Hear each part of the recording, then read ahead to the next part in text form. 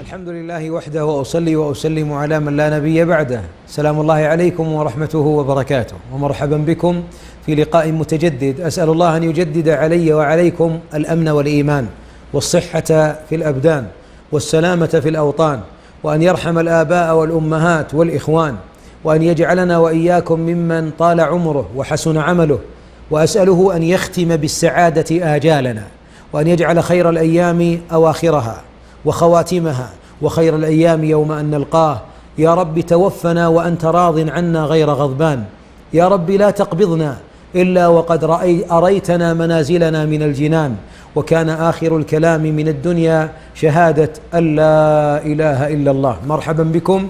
وهنا وقفة أحسب أنها هامة، ونحن نتكلم عن العبادات وعن التوبة إلى رب الأرض والسماوات، ونتكلم عن أيام الفرح وأيام الأعياد وأيام الإجازات. هنا كبيرة من أعظم الكبائر يقع فيها بعض الناس. ما هي هذه الكبيرة؟ كبيرة ترك الصلاة أو تأخير الصلاة.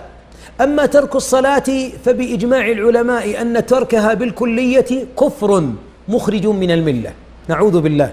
لكن شبابنا وفتياتنا لا يتركونها بفضل الله، ونحسن الظن فيهم، فإن كثيرا من أبنائنا وبناتنا الذين يؤخرون الصلاة عن وقتها هم لا يتعمدون الكفر، وهم لا يريدون الكفر، وهم لا يحاربون رب الأرض والسماوات، وهم لا يعاندونه، لكنهم يتكاسلون، يضعفون، يخبو الإيمان في قلوبهم، يتراجعون، يطيعون الشيطان في خطواته التي تثبطهم عن الطاعة وتثقل عليهم الطريق الموصل إلى رب العالمين. هنا كبيرة، اسمحوا لي أقول جريمة في حق المسلم والمسلمة يوم أن تؤخر الصلاة من وقتها إلى أن تخرج من وقتها. ينام عن صلاة الفجر فلا يصليها إلا مع الظهر، يصلي الفجر مثلا فينام الضحى، فيترك صلاة الظهر مع العصر إلى وقت اصفرار الشمس، فيخرج الصلاتين عن وقتها. هذه أحبابي من أكبر ما يمر على المؤمن في الحياة من الجرائم في حق نفسه. أتدري لما؟ لأن الصلاة لها شرط، والشرط يسبق المشروط، ولا يقبل الله الطاعة إلا إذا تحقق شرطها الوقت، فإذا صليتها في غير وقتها لا يقبلها. أرأيتم لو أن حاجا أتى هذه الأيام وقال سأحج وقد انتهى الناس وخرجوا من أرض عرفات، أيقبل له الحج؟ لا يحج. طيب لو وقف في عرفات شهر أيجزيه؟ لا يمكن. لما؟ لأن الوقت طيب نفس الوقت الذي لا نقبله في الحج، إن خرج وقت الحج لا يقبل. أيضا أقول الصلاة الوقت. أنت إذا كانت اختباراتك توزيع الأسئلة 7 وأتيت 8:00 طردوك للوقت. احترم الوقت. يطردونك من صالة الاختبار لأنك تأخرت ساعة. ألا تخشى من الله أن يطردك من السعادة والفرحة إذا كنت تصلي على هواك أو تصلين على هواك وتصلين بعد خروج الوقت؟ مصيبة. إن أحد أسباب الشقاء والتعاسة والاكتئاب والقلق والتوتر والحزن والتفكير في الانتحار والبكاء والقنوط واليأس من الحياة، أحد أسبابها عدم أداء الصلاة في وقتها. أداء الصلاة في وقتها. الوقت محترم في ديننا. أرأيتم الزكاة؟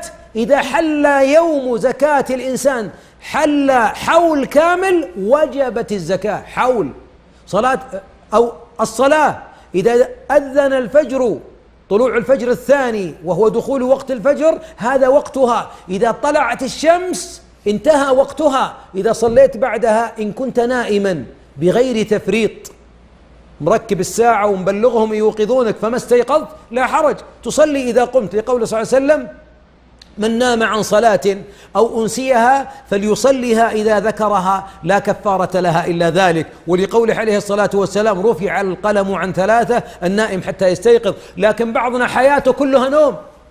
الوقت إذا صليت الفجر بعد طلوع الشمس قد لا تقبل أرأيتم لو أن إنسانا أراد أن يصوم رمضان في أيام الشتاء، وقال والله أنا في شهر 3 يعني ربيع الأول، أو في جمادى الأولى في شهر 5، أو أي شهر في الشتاء، قال أريد أن أصوم ولن أصوم رمضان، أريد أن أحرك رمضان كما أريد، نضحك عليه نقول مجنون، تعبد الله على هواك. الله جعل رمضان في الشهر 9 الهجري، تجعله في 5 أو في 2 ونضحك عليه. طيب لماذا لم نضحك على اللي يصلي دائما الظهر مع العصر، واللي يصلي الفجر مع الظهر، واللي ينام ويترك 2 3؟ هذا عبث بركن الإسلام الذي قال علماء الإسلام ما من شيء في دين الإسلام تركه كفر إلا الصلاة. الأمر خطر، وأنا أنادي الشباب والفتيات الذين لا زالت أمامهم كما يقولون أبواب المستقبل، ويريدون السعادة والوظائف والزواج والفرحة والفرفشة كما يدعون، تضحك تفرفش وأنت قد هدمت الدين. الذي لم تقف أمامه هو الذي بيده سعادتك وشقاؤك، أتغيب عنه وتحضر السعادة في حياتك؟ والله لا يكون. السعادة مرهونة بتواصلك مع الله، والصلاة صلة، فإذا تركت الصلاة انقطعت الصلة، فإذا انقطعت الصلة انقطعت السعادة وكل معاني البهجة والفرحة في الحياة. ولذلك أبنائي بناتي اتقوا الله في أنفسكم وفي صلاتكم. كان آخر نداءات الحبيب عليه الصلاة والسلام وهو على فراش الموت: الصلاة الصلاة وما ملكت أيمانكم. الصلاة الصلاة، هذه الوصية لأنه يخشى على أمته أن يتركوها. لو تكون بار لوالديك، صادق في المواعيد، كريم، رحيم، لو يكون فيك خصال البر كلها وما تصلي، تساوي غير مسلم، يساوي مرتد، يساوي كافر. نحن لا نكفرك، نخاف عليك. الحبيب صلى الله عليه وسلم يقول: العهد الذي بيننا وبينهم الصلاة، فمن تركها فقد كفر. وبعض أهل العلم، وهو من أصح أقوال أهل العلم، أن تركها ولو كان تكاسلا، ليس جحدا بوجوبها، ولو كان مرة تعمدا، قد يوصل إلى إحباط العمل. يعني قد يحبط عملك كله من يوم بلوغك إلى يوم اللي تركت فيه الصلاة بسبب ترك الصلاة تعمدا، لقول الحبيب صلى الله عليه وسلم: فمن تركها فقد كفر أو أشرك. والله في سورة الزمر قال الله: لئن أشركت ليحبطن عملك. أعوذ بالله. أيفرط الإنسان في دينه بهذه السهولة؟ ألأجل النوم نهدم الدين؟ ألأجل الكسل نهدم الدين؟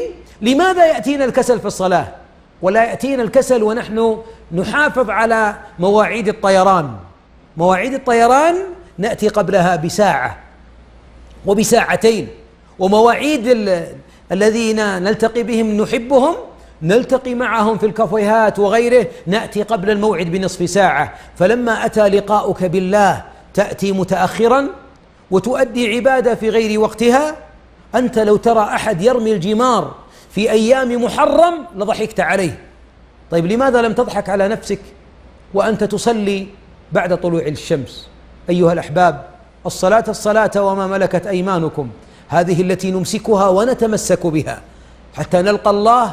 فإن أول ما كما قال عليه الصلاة والسلام: أول ما يحاسب العبد عليه يوم القيامة صلاته. فإما أن يفلح وينجح، وإما أن يخيب ويخسر، بسبب أن الميزان لا يقبل أن يوزن بعد التوحيد إلا الصلاة. فاحذر يا عبد الله. أسأل الله أن يجعل الصلاة قرة عيوننا، وأن يجعلها راحة نفوسنا، وأن يجدد التوبة في حياتنا، وأن يردنا إليه ردا جميلا. اللهم صل وسلم وبارك على نبينا محمد